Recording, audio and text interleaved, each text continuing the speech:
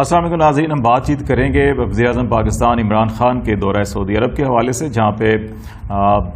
محمد بن سلمان سے جو crown prince ہیں سعودی عرب کے، ان سے ان کی ملاقات ہوئی ہے، 1-on-1 ملاقات بھی ہوئی ہے، پھر ڈیلیگیشن لیول کی ملاقات بھی ہوئی ہے، اور پھر دونوں ممالک کے درمیان کچھ معاہدوں پر دستخط بھی ہوئے ہیں، اور پھر جو علاقائی امن کی صورتحال ہے، افغانستان، مڈل ایسٹ، ایران کا معاملہ ہو یا انڈیا کے تعلقات ہوں یا کشمیر کا مسئلہ ہو، اس کے اوپر بھی بات چیت ہوئی ہے۔ تو اس دورے میں مجموعی طور کے اوپر تو ایک فروٹفل دورہ تھا عمران خان صاحب کا، اور جو سب سے اہم چیز ڈیولپمنٹ اس دورے میں ہوئی ہے وہ پاکستان اور سعودی عرب کے درمیان جو سپریم کوآرڈینیشن کونسل کا قیام ہے، یہ ایک اہم اقدام ہے۔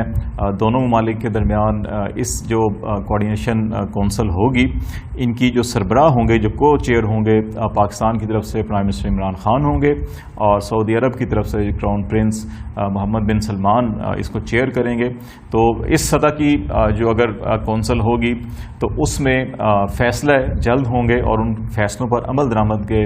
حوالے سے بھی پیش رفت جو ہے وہ تیزی سے ہوگی۔ تو اس لیے کہا جا سکتا ہے کہ دونوں ممالک کی جو ہائی لیول کی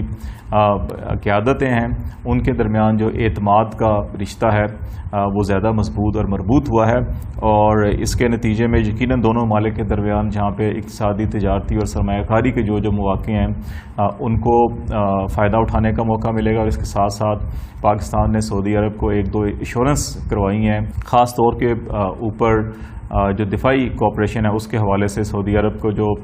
قومی سلامتی یا سالمیت کے حوالے سے خطرات یا چیلنجز ہیں، تو پاکستان کی فوجی قیادت نے بھی اور پاکستان کی سول قیادت نے بھی، عمران خان صاحب اور آرمی چیف دونوں نے سعودی قیادت کو یقین دہانی کرائی ہے کہ پاکستان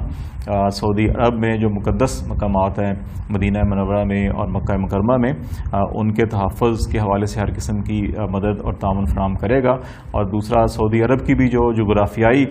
سالمیت اور سلامتی کے معاملات ہیں، ان کے اوپر بھی پاکستان اور پاکستانی عوام یہ سمجھتے ہیں کہ ہم سعودی عرب کو ہر قسم کی مدد یا تعاون فراہم کرنے کے لیے تیار ہیں۔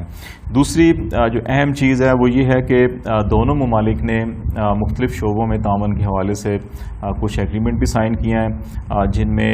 انسداد جرائم کے حوالے سے قابو پانے کے لیے جو ایک دوسرے کے ساتھ تعاون کرنے کا میکنزم ہے وہ موجود ہے۔ پھر دوسرا جو مجرموں کا تبادلہ ہے، سعودی عرب کی جیلوں میں بے شمار پاکستانی وہاں پہ گرفتار ہوئے ہیں یا سزائیں ہوئی ہیں ان کو، اور وہ جیلوں میں ہیں، اور وہاں کا جو نظام ہے جیلوں کا، اس میں کافی مشکلات درپیش آتی ہیں۔ ریسنٹلی پرائم منسٹر نے بھی جب انوائے کانفرنس سے خطاب کیا تو اس کے اوپر بہت زیادہ تنقید بھی کی اپنے سفارت خانوں پر، لیکن اس کے ساتھ ساتھ جو دیگر ممالک ہیں ان کے اندر ان کی جو لیگل لیجسلیشن، قانون یا طریقہ کار یا پروسیجرز ہیں، اس کے اندر بھی پیچیدگی ہوتی ہیں، جس کی وجہ سے ہمارے سفارت خانے بہتر طور کے اوپر اپنے کام کو سر انجام نہیں دے پاتے۔ تو اس سلسلے میں بھی ایک معاہدہ پاکستان اور سعودی عرب کے درمیان ہوا ہے کہ جو وہاں پہ سزا یافتہ لوگ ہیں پاکستانی یا جیلوں میں ہیں، تو ان کی جو باقی سزا ہے وہ پاکستان میں پوری کرنے کے لیے تاکہ ان کو ادھر لایا جا سکے۔ اور یہ جو مسائل ہیں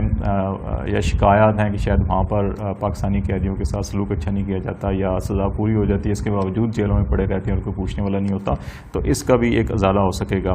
اس کے علاوہ جو ڈرگ ٹریفکنگ کو کنٹرول کرنے کے حوالے سے بھی دونوں ممالک کے درمیان MOU پر سائن ہوا ہے۔ ماضی میں بھی یہ بڑی بدقسمتی رہی ہے کہ ہمارے ملک سے بعض لوگ جو ہیں وہ دوست ممالک ہمارے ویزوں میں یا ٹریول کے اندر سہولیات فراہم کرتے ہیں، لیکن ہمارے بعض پاکستانی شہری جو ہیں وہ ان کا ناجائز فائدہ اٹھاتے ہیں اور منشیات کی سمگلنگ جو ہے اس میں وہ ملوث ہو جاتے ہیں، یا جو سمگلرز ہیں وہ بعض معصوم شہریوں کو اس کام میں پھنسا لیتے ہیں، ان کو پتہ بھی نہیں ہوتا کہ ان کے سامان میں کیا جا رہا ہے، تو اس کی وجہ سے پاکستان کو کافی مشکلات ہوئیں۔ تو اس حوالے سے بھی دونوں ممالک کے درمیان ایک معاہدہ ہوا ہے۔ اور پھر توانائی، انفراسٹرکچر، روڈ ڈیولپمنٹ کے حوالے سے بھی ایک معاہدہ ہوا ہے، جس میں کوئی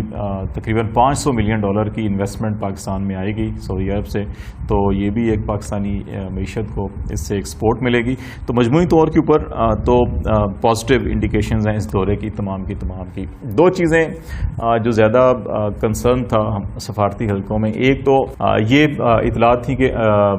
US ایڈمنسٹریشن جو ہے وہ سعودی عرب کا انفلوئنس استعمال کر رہی ہے اور پاکستان سے ریکویسٹ کی جا رہی ہے کہ کوئی شمسی ایئر بیس یا کوئی ایئر بیس دے دی جائے ان کو تاکہ وہ افغانستان کو مانیٹر کر سکیں. تو اس حوالے سے شاید محمد بن سلمان صاحب کا جو اثر و رسوخ ہے پاکستان میں اس کو استعمال کیا جائے گا, اور وہ معاملہ بھی ہے. تو اطلاعات ایسی ابھی تک تو نہیں ہمیں ملی. اور دوسرا معاملہ جو ہے وہ پاک بھارت تعلقات کے حوالے سے تھا. اس میں جو اسٹیٹمنٹ ایشو ہوا ہے اس میں اگرچہ پاک بھارت تعلقات کو براہ راست تو ایڈریس نہیں کیا گیا, لیکن یہ ضرور کہا گیا کہ پاکستان خطے میں امن چاہتا ہے, اور جو ریجنل ایشوز ڈسکس ہوئے ہیں ان کے حوالے سے پاکستان نے اپنے اس عزم کو دہرایا ہے کہ پاکستان خطے میں پائیدار امن چاہتا ہے, اور اس پائیدار امن کے نتیجے میں جو ریجنل کنیکٹیوٹی ہے یا اقتصادی ترقی ہے وہ چاہتا ہے. تو یہ بڑا واضح اشارہ ہے کہ ٹھیک ہے, انڈیا کے ساتھ بھی تعلقات اچھا کرنے کے لیے تیار ہیں, افغانستان کے ساتھ بھی کرنے کے لیے تیار ہیں, افغانستان میں بھی امن ہونا چاہیے,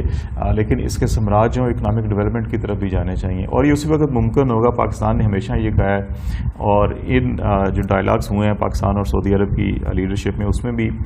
سعودی لیڈرشپ سے یہی کہا گیا ہے کہ وہ بھی اپنا اثر و رسوخ استعمال کریں انڈیا کے اوپر بھی, اور ان کو یہ کہیں اور کنونس کریں کہ مسئلہ کشمیر کے حوالے سے بھی کوئی بات چیت کو شروع کیا جائے اور اس کو بھی حل کرنے کی طرف لے جایا جائے. اور اس سے پہلے جو ہے کہ جو مقبوضہ کشمیر میں جو ابھی ریسنٹلی انڈینز نے انسانی حقوق کی پامالی کی ہوئی ہے, بالکل زندگی مفلوج کر کے رکھی ہوئی ہے, جو آئین میں ترامیم کی ہیں ان کو وڈرا کیا جائے اور معمولات کی زندگی کو بحال کیا جائے, اس کا سٹیٹس بحال کیا جائے مقبوضہ کشمیر کا, تاکہ اس سے جو